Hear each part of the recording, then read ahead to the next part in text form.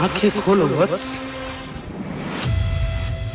मैं तुम्हारे तपस्या से प्रसन्न हूँ, वरदान मांगो।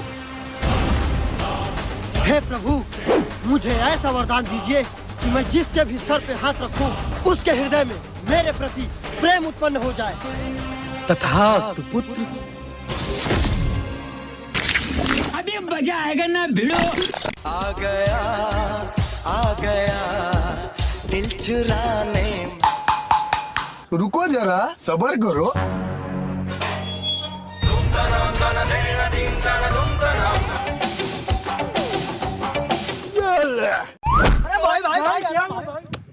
आँखों से तूने ये क्या कह दिया, अरे बाप रे, दीवाना धड़कने लगा।